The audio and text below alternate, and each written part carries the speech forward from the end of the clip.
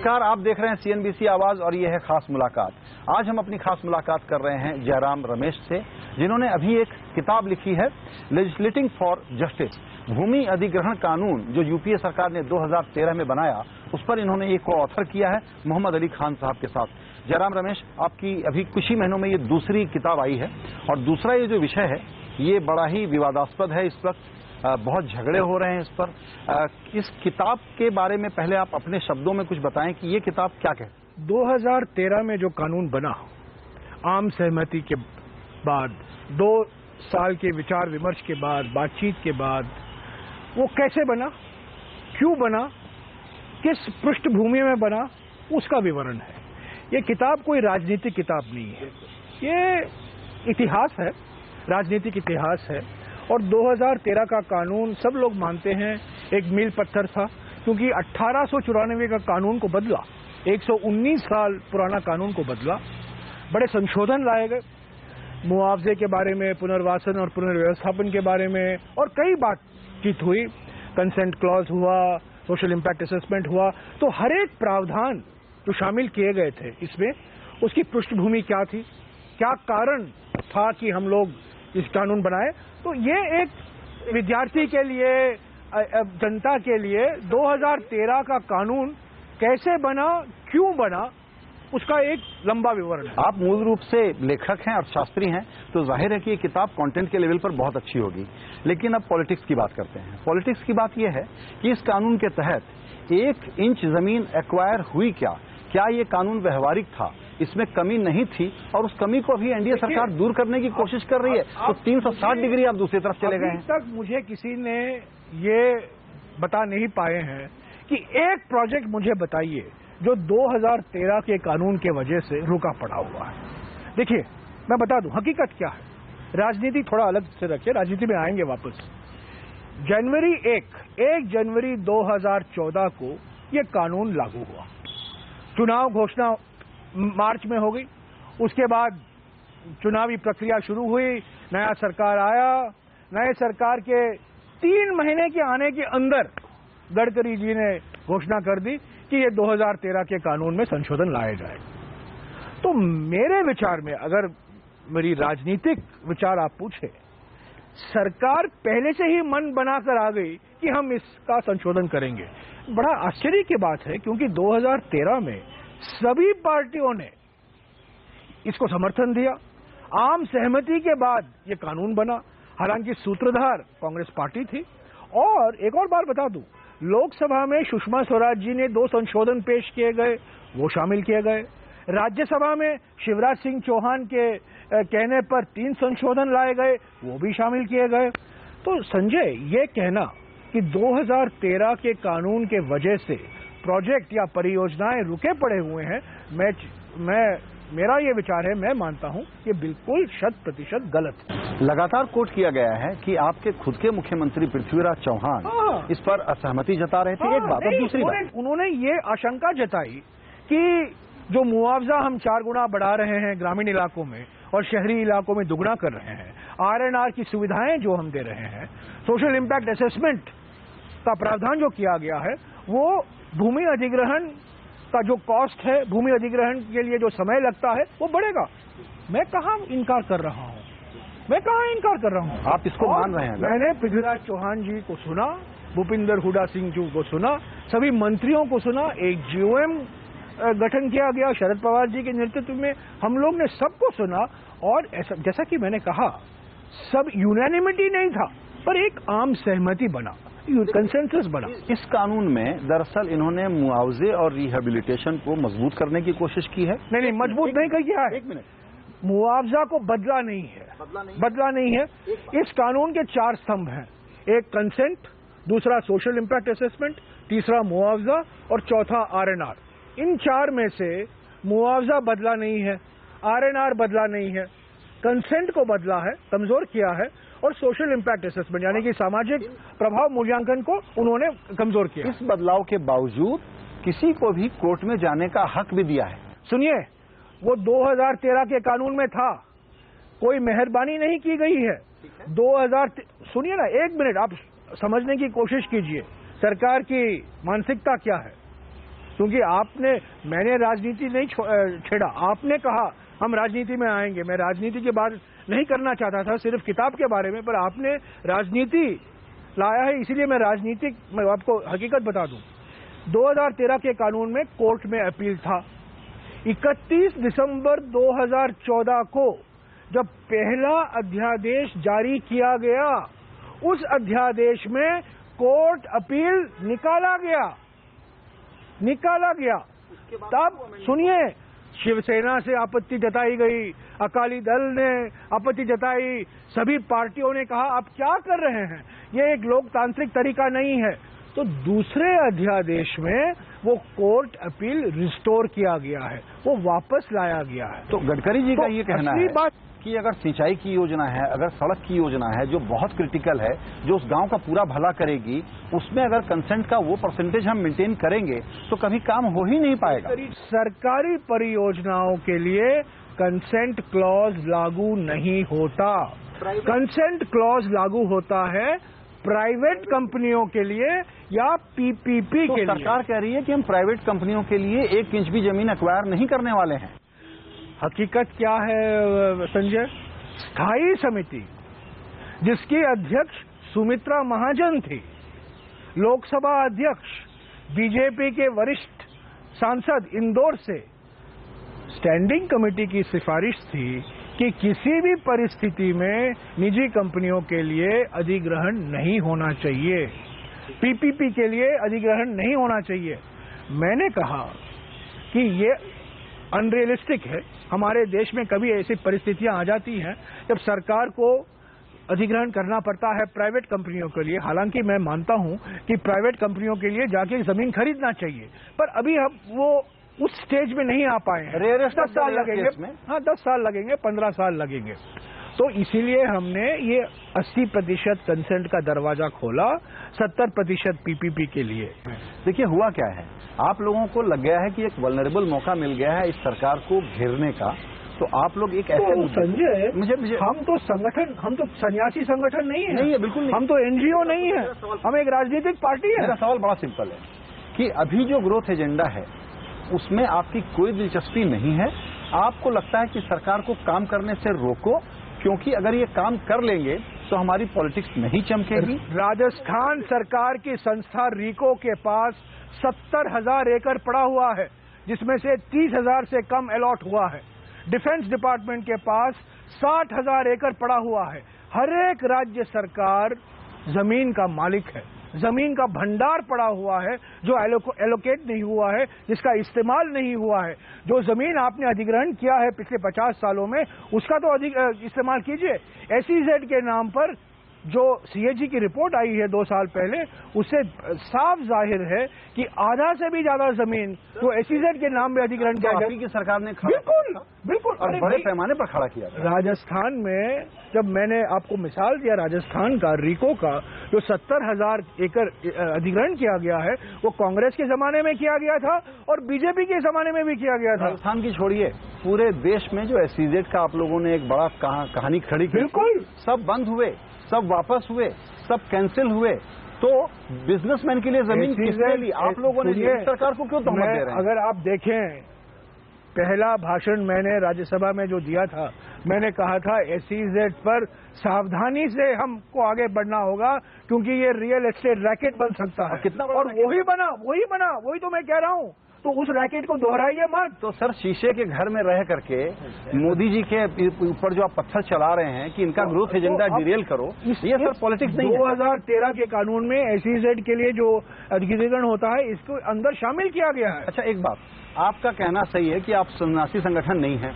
मैं याद दिलाता हूँ, CII और फिक्की की मीटिंग में जाकर के श्री राहुल गांधी ने कहा था कि बिजनेस के साथ काम करना चाहिए। बिल्कुल, बिजनेस के खिलाफ बिल्कुल काम करना चाहिए। आज रोजाना सुबह शाम एंटी बिजनेस बातें बोल करके इनको कॉर्नर करना बिजनेस नहीं है। कौन सी एंटी क्रोनी बात है? ये एंटी क्रोनी बात है।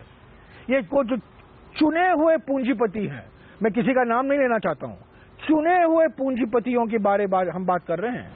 कांग्रेस शासित राज्यों में चुने हुए उद्योगपतियों को आप लोगों ने मोदी सरकार से गुजरात से ज्यादा फायदा दिया। हम उद्योगीकरण के खिलाफ नहीं है, हम तेजी से उद्योगीकरण चाहते हैं। हम तेजी से शहरीकरण चाहते हैं, पर इसके लिए जो जमीन की जरूरत पड़ती है वो सही ढंग से आप अधिग्रहण कीजिए। और सुनिए एक और बात, अगर किसी उद्योगपति को और या किसी बिल्डर को जमीन की जरूरत पड़े वो जाके खरीदे। ये कानून लागू नहीं होगा। ये कानून तभी लागू होता है जब भूमि अधिग्रहण होता है, जब लैंड एक्विजिशन होता है, बाद लागू। हाँ, तो अगर आपको जमीन की जरूरत है आप जाके खरीदिए ना।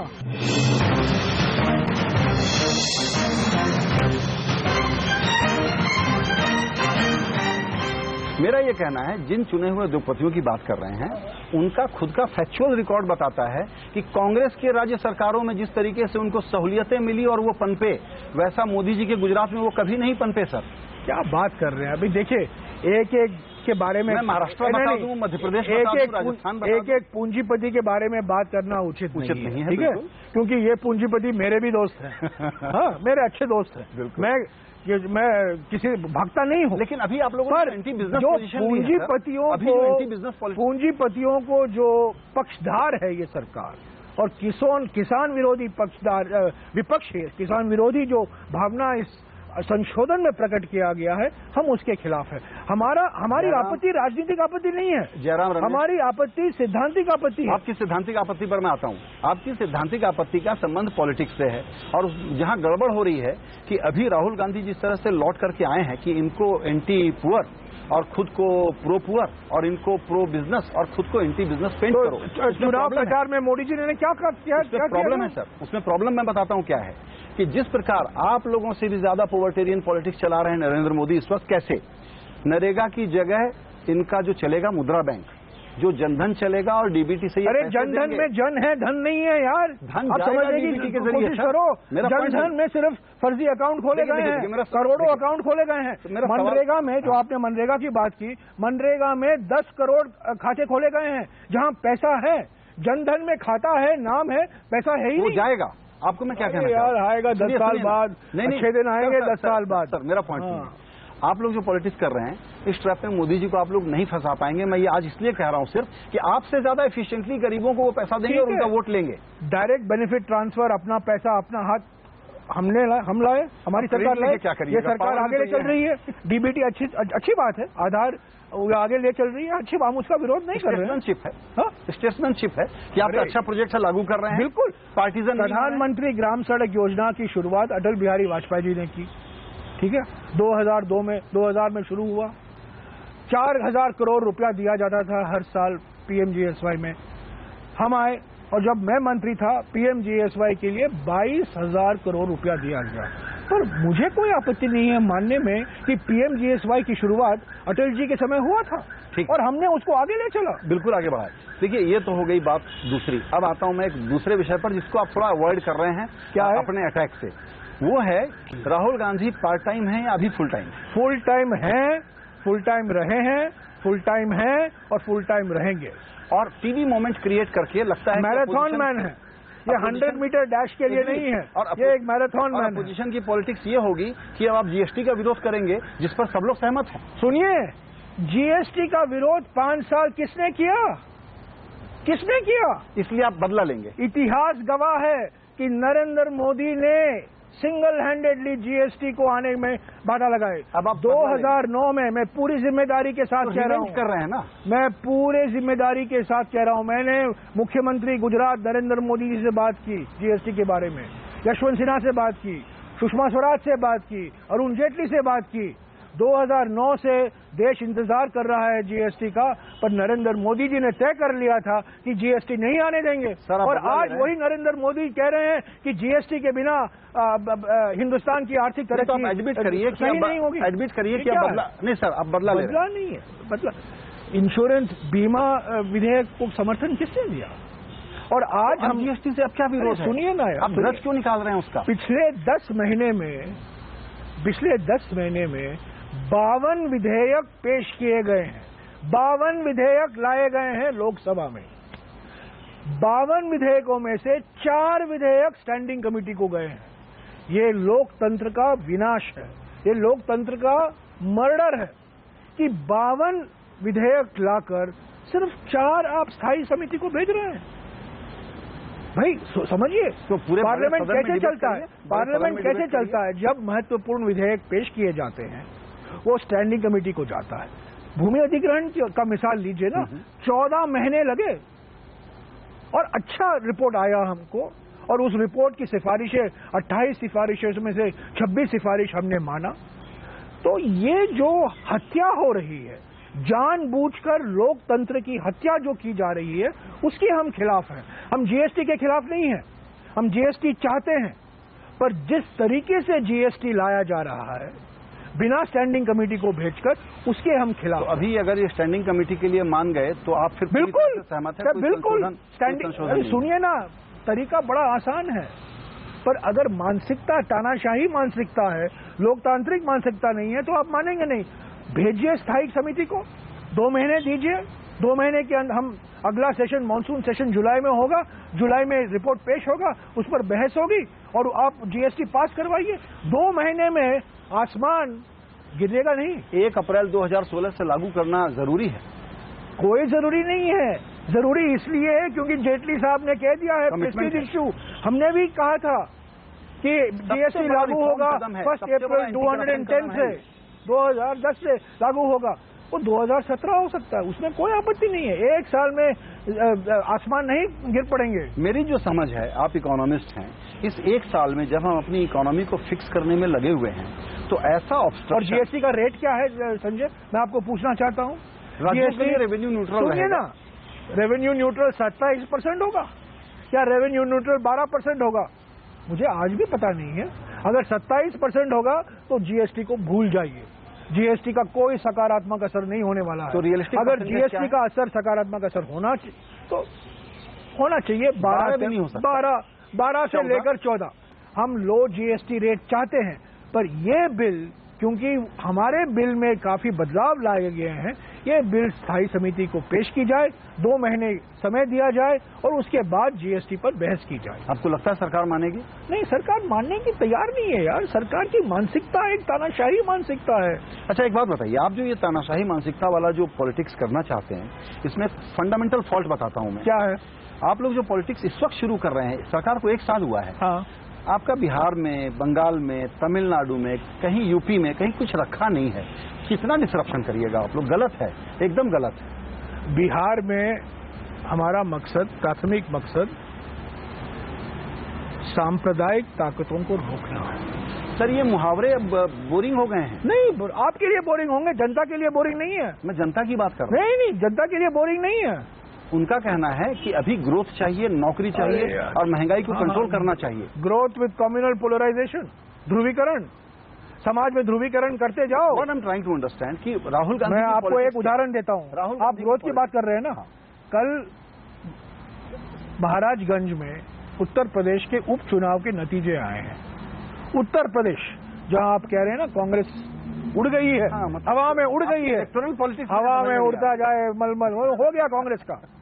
कल जो नतीजा आया है महाराजगंज, जो गोरखपुर के पास है, पूर्वांचल में है, सिटिंग एमएलए बीजेपी का, जो सिटिंग एमएलए है, तीसरे नंबर पर है, समाजवादी पहले नंबर पर है और कांग्रेस पार्टी दूसरे नंबर पर है और 20,000 वोट अधिक पाए हैं। मैं नहीं ये कह रहा हूं कि एक आंधी है कांग्रेस के पक्ष में, पर जो आंधी, तूफान, सुनामी लोकसभा में चुनाव में दिखाई दिया था ध्रुवीकरण के कारण उत्तर प्रदेश में, आज ये चुनाव, उपचुनाव के नतीजे देखे। सर, 282 सीट लेकर के जो सरकार आई है, उसको आप पॉलिटिक्स करने का एक लेजिटिमेट रन नहीं देंगे? टोटली लेजिटिमेट सरकार है, उनको जनता का बहुमत मिला है, 5 साल के लिए उनको बहुमत मिला है, उनको सरकार सही ढंग से चलाना चाहिए।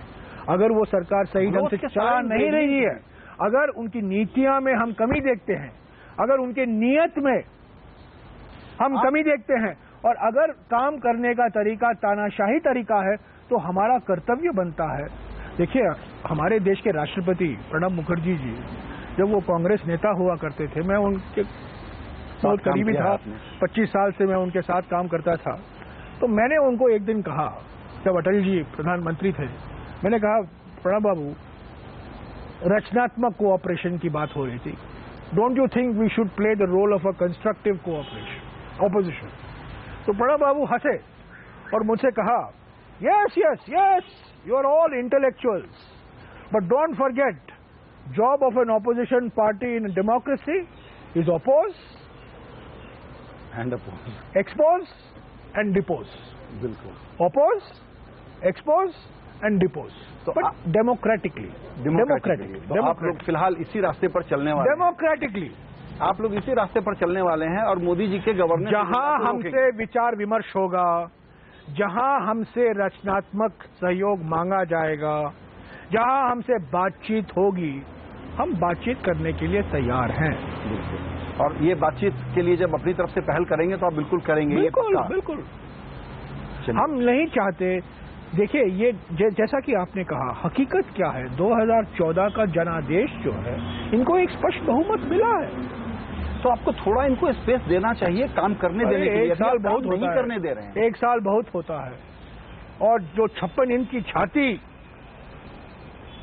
का ऐलान करके आते हैं, एक साल तो बहुत होता है। नहीं, 56 इंच की छाती के अब तक तो ब्लैक मनी हर एक खाते में 10 लाख आना चाहिए। 56 इंच की छाती के सामने दिक्कत ये है कि आपका पार्ट टाइम नेता, देखिए ना, 10 लाख रुपया आना चाहिए था हर खाते में, काले धन का जुमला था। आप जेट पर, हाँ, ये बात जब अमित शाह कहते हैं वो वादा नहीं था, वो एक चुनावी जुमला था। Manner of speaking. सुनिए, मतलब ये क्या ये जनादेश प्रोपेगेंडा है? ये जनादेश क्या जुमलों के लिए था? सीरियस बात नहीं है ये बात। देखिए, जब अमित शाह जैसे बड़े नेता जो बीजेपी के अध्यक्ष हैं और इंडिया के नंबर 2 माने जाते हैं, आपसे मेरा नंबर 2 माने जाते हैं, वो कहते हैं कि ये चुनावी जुमला है, इससे और बड़ी बात क्या हो? अपनी बातचीत किताब के बहाने शुरू हुई, लेकिन आपसे जो मेरा की टेक अवे है वो ये है कि चाहे कुछ हो जाए, लैंड बिल पर आप इनको परेशान करेंगे। चाहे कुछ हो जाए, हम चाहते हैं कि 2013 के कानून को एक मौका दिया जाए। तो माई वे और मौका दिया जाए। अगर संशोधन की जरूरत पड़ती है तो बातचीत करें, सभी को साथ लेकर चले। राज्यसभा के नंबर के चक्कर में माई वे और हाईवे पर है भाई। अच्छा सुनिए, अगर हम इसका विरोध कर रहे हैं तो शिवसेना घटक दल शिवसेना इसका विरोध कर रहा है। जंतर मंतर में स्वदेशी जागरण मंच का आंदोलन चल रहा है। स्वदेशी जागरण मंच कांग्रेस का संगठन नहीं है, बिल्कुल ठीक है, आरएसएस का है। भारतीय किसान संघ इसके विरोध में है। अकाली दल ने सवाल उठाए हैं। शिवसेना तो बिल्कुल इसके खिलाफ है। और मैं आपको एक चीज बता दूं, बीजेपी के कई सांसदों खुद मुझसे आकर कहा है कि आप पीछे हटिए मत, आपने सही मुद्दा लिया। तो अब आप दिल्ली गॉसिप कॉलम वाला मैं नाम नहीं ले सकता हूं। बिल्कुल, मैं नाम नहीं ले सकता हूं। आपसे बातचीत के लिए बहुत शुक्रिया। आज जिस नोट पर बातचीत हुई है, मानसून सेशन के दौरान एक बार फिर बातचीत करें। बिल्कुल, आपका बहुत धन्यवाद। किताब के लिए बहुत शुभकामनाएं आपको।